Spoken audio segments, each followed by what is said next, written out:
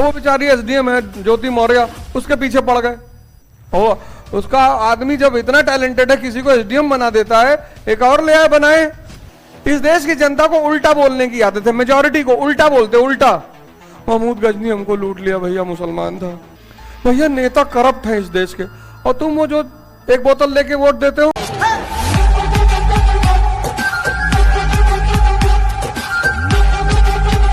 उन्नीस 1980 में तुम मूवी देखने का एक ही तरीका था, सिनेमा हॉल, और रात में 2 बजे खुलेगा नहीं, रात में 2 बजे खुलेगा नहीं, वो खुलेगा सुबह 12 बजे। यहां डिस्ट्रैक्शन जो था वो माइनस में था, यहां डिस्ट्रैक्शन प्लस में है। तुमको अपने आप को उलझन से बाहर निकालना है उस पर्टिकुलर समय, चाहे जैसे। यहां जो डायरेक्शन था वो सीमित था, लिमिटेड। आज अनलिमिटेड डायरेक्शन है। यूट्यूब खोलो, हर आदमी कुछ ना कुछ बता रहा है, सिर्फ पढ़ाई में ही नहीं, हर जगह बता रहा है। योगा टाइप कर दो, 2500 वीडियो योगा के आ जाएंगे। वहां खतरा कम था, यहां खतरा बहुत ज्यादा है। क्योंकि जब तुम सबके रास्ते को फॉलो करना शुरू करोगे तो एक टाइम ऐसा आएगा जब तुम 5 डॉक्टर की दवा खा लोगे तो मरोगे। तब बहुत कम लोग पढ़ते थे, मिनिमम। आज मैक्सिमम लोग तैयारी करने को आ रहे हैं। हमारा एक सीनियर है मनोज गुप्ता, वो पहलवान 9 घंटा 10 घंटा कुर्सी पे बैठे रहते थे, लुंगी बांध के, और सिर्फ बनियान पहनते थे क्योंकि उमस का इस समय पीरियड चलता है। देखो कितनी उमस है, वो गमछा रखे रहते थे, पसीना पोंछते रहते। उनको देखकर मेरी ये हालत हो गई थी कि भैया रहने दो, अपना तुम मर रहे हो, हमारी जान काहे ले रहे हो। क्योंकि जब कोई तुम्हारे सामने पढ़ रहा होता है तब तुम सो नहीं सकते। अगर तुम्हें इस तरह का रूम पार्टनर मिल जाए या पड़ोसी मिल जाए जो पढ़ रहा है 10 घंटा, तब तुम सो ही नहीं पाओगे। गजब के आदमी थे वो। आज सबसे बड़ी चुनौती है सिटिंग। 2 घंटा बैठना मुश्किल है। अब वो बेचारी एसडीएम है ज्योति मौर्य, उसके पीछे पड़ गए। उसने नाम कमाया, एसडीएम बनी है, अब उसको बदनाम करने में बड़ा मजा। इस देश की जनता की आदत बदनाम करने में किसी को बड़ा मजा आता है। बहुत गलत किया, अपनी पत्नी छोड़ दिया, पति छोड़, उसी बेचारे ने पढ़ाया था, तो अब नहीं है मन साथ रहने का। और उसका आदमी जब इतना टैलेंटेड है किसी को एसडीएम बना देता है, एक और ले आए बनाए। जैसे इस देश की जनता को उल्टा बोलने की आदत है, इस देश की जनता को उल्टा बोलने की आदत है, मेजॉरिटी को उल्टा बोलते, उल्टा। महमूद गजनी हमको लूट लिया भैया, मुसलमान था। और फिर वो मोहम्मद गौरी, वो भी लूटा भैया। फिर वो तैमूर भी लूटा, मारा भी भैया। फिर ये नादिर तो और मारा था भैया। फिर ये अब्दाली भी मारा भैया। और ये रॉबर्ट क्लाइव तुम्हारे फूफा का लड़का है, नहीं भैया वो भी मारा भैया। तुम्हारे घर में एक बार कोई कूदा तो तुम अपने घर की सुरक्षा की व्यवस्था करोगे ना। तुम्हारी आदत, इस देश के लोगों को रोने की आदत पड़ गई है, उससे सिंपैथी मिलती है, सिंपैथी। इस देश का आदमी सिंपैथी बटोरता है, उसको उल्टा बोलने की आदत है, उल्टा। इतनी बार लोग तुम्हारे घर में कूदे, तुम अपने आप को मजबूत नहीं बना पाए। तो इस देश के लोगों को उल्टा बोलने की आदत है। हमको विदेशी लूटे, तुम जाहिल हो। एक बार लुटता है आदमी, तार वार लगवाता अपने घर में, कटीला तार लगवाता है, सिक्योरिटी गार्ड रखता है, 2-3 गन का लाइसेंस लेता है, सब घर वाले मिलजुल कर एक साथ रहते हैं कि बड़े भैया छोटे भैया में कोई झगड़ा नहीं होगा। तब तो दूसरे दिन कोई कूदने की हिम्मत नहीं करेगा। जिस दिन इस देश की जनता वोट के बदले पैसा और शराब लेना बंद कर देगी, फिर से ईमानदार नेता पैदा हो जाएंगे, क्योंकि फिर अच्छे लोग इलेक्शन लड़ेंगे।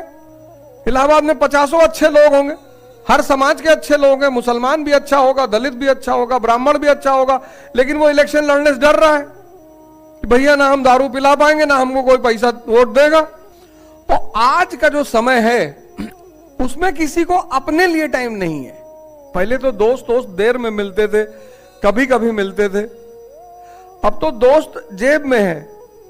1980 में तैयारी करना बहुत आसान था, 1990 में भी आसान था, लेकिन 2000 के बाद जो सबसे बड़ा झटका लगा वो तैयारी करने वालों को लगा, मोबाइल आ गया। और 2016 के बाद, मतलब कोरोना के बाद, तो स्थिति एकदम बदल गई है। 2 साल हर आदमी को ऑनलाइन की आदत पड़ गई। समय को रीड करो। जिस आदमी को समय को रीड करना आ जाएगा, सबसे बड़ी चीज होती है समय को पहचानना। और हर आदमी की बस की बात ही नहीं है, संभव ही नहीं है। 91 में लिबरलाइजेशन आया और शहर की जितनी किनारे किनारे जमीनें थी वो मिट्टी के भाव में व्यवसायियों ने खरीद ली, मारवाड़ियों ने, पंजाबियों ने। इनको पता था ना अब क्या होने जा रहा है, चाहे वो दिल्ली हो चाहे मुंबई हो, मिट्टी के भाव खरीद ली, मिट्टी के भाव। और बोले 20 साल की एफडी कर दो, जमीन सब्जी की खेती करो कोई बात नहीं, पर 20 साल की एफडी कर दो। अब मारवाड़ियों ने, पंजाबियों ने, सिंधियों ने जमीन खरीदी, हम जैसे लोगों को दे दिया। परवल खाते हो जी, वो फ्री में ले जाओ, चारा पैदा कर लो, कुछ तो होता रहेगा ना जमीन पे। हमको लगा कि यार हम तो सरदार जी की जमीन यूज कर रहे हैं, और सरदार जी चुपचाप सो रहे थे कि जमीन पे काम हो रहा है। जमीन हमारी बची हुई है, क्योंकि इस जमीन से ओझा जी सब्जी पैदा कर रहे हैं, तो यही लड़ेंगे अगर कोई बीच में आएगा तो। और 2000 में उस जमीन, 1 बीघे जमीन को बेचा 50 करोड़ में। इतना एप्रिसिएशन कोई बैंक दे सकता है? वीडियो क्यों बना रहे हो? रख लो फोन जेब में, वीडियो बनाने से कोई फायदा है? फोन जेब में रख लो, वीडियो मत बनाओ। ये सब भिखमंगाई वाले काम छोड़ दो यार। कितनी बार तुम लोगों को बोला कि यार ये सब काम मत किया करो, लेकिन तुम मानते ही नहीं हो। हमारा इंस्टाग्राम पे हम चाहें तो डेली किसी के साथ फोटो डालें, हम भी यार लोगों के, जो लोग मिलते हैं, पर हमने किसी को बड़ा माना ही नहीं अपने गुरु को छोड़ के। नेता मिलते, विधायक मिलते हैं, एमपी मिलता, मिनिस्टर मिलता, हम सोचते भाई तुम हमसे बड़े कहाँ हो, हमारे टैक्स के पैसे से तुमको सैलरी जाती है, तुम तो नौकर हो हमारे, तुम्हारे साथ कैसे सैलरी ले लेंगे? इस देश के जितने नेता हैं वो मेरे टैक्स से सैलरी खाते हैं। तो जो आदमी मेरी दी हुई सैलरी खा रहा है, तुम्हारा दिमाग ही काम नहीं कर रहा है। ये सब छोड़ दो, इंस्टाग्राम, मोबाइल, ये सब किनारे कर दो। देखो हम क्लास में आते हैं, कभी मोबाइल लेके नहीं आते।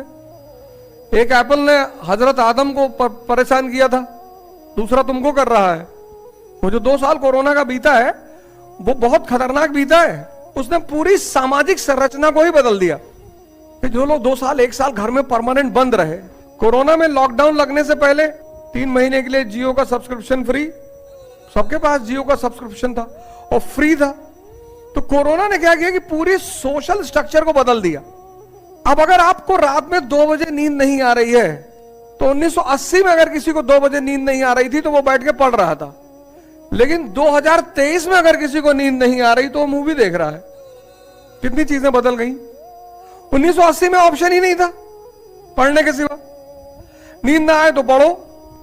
1980 में पढ़ने के सिवा ऑप्शन ही नहीं था। लेकिन अब अगर नींद ना आए तो आप मूवी देख सकते हो। तुम सबने वो मूवी देखी 3 इडियट। सिर्फ उस मूवी से मैंने एक मॉडल निकाला एजुकेशन का, उसको मैंने नाम दिया रैंचो मॉडल। जैसे वो कहता है ना कि मैं इन्वर्टर बना रहा हूं और इसको नाम दूंगा वायरस इन्वर्टर, ऐसे मैंने उस मूवी से एक मॉडल निकाला, क्योंकि वो पूरी मूवी एजुकेशन पे बेस्ड थी। और अगर उस मूवी को कोई लड़का समझ जाए तो कोई कंपटीशन उसके लिए टफ रहेगा ही नहीं। 1 साल से रशिया यूक्रेन युद्ध चल रहा है, 1 साल से पूरी दुनिया को खतरा है रशिया यूक्रेन युद्ध से। हर आदमी टेंशन में है कि पता नहीं कब पुतिन वहां एटम बम मार दे। हमारे तो यहाँ 2-4 मित्र हैं, बहुत परेशान है कि मारे नहीं रहा, बहुत दिन से देख रहे हैं, मजे नहीं आ रहा, बहुत टेंशन में है। पापा परेशान है कि एटम बम नहीं मार रहा है। यहां भी बहुत लोग परेशान है। हम इलाहाबाद आए तो हमसे पहले यही पूछे कि कब लगता है मारेगा, तो मारेगा, अभी जल्दी मारेगा। हाँ, मार के खत्म करे, काहे बैठा है। सोचो तुम इलाहाबाद के छात्र हो जिनसे बात करते हुए लोग डरते थे। इस दौर में इलाहाबाद के स्टूडेंट से लोग बात करते हुए डरते थे कि अरे भैया इलाहाबादी है, मत छेड़ो, भैया नेता करप्ट है इस देश के। और तुम वो जो 1 बोतल लेके वोट देते हो, तुम्हारा क्या? इस देश की जनता को यह कष्ट है कि हमको सिर्फ एक ही बार लूटने का मौका मिलता है, इलेक्शन के टाइम। इस देश की सबसे ज्यादा जनता करप्ट है। इस देश के नेता बहुत अच्छे हैं, इस देश के नौकरशाह बहुत अच्छे हैं। सबसे करप्ट है इस देश की जनता। वोटिंग के दिन 5 रुपया मांग लेती है, गुटखा खिला दो भैया,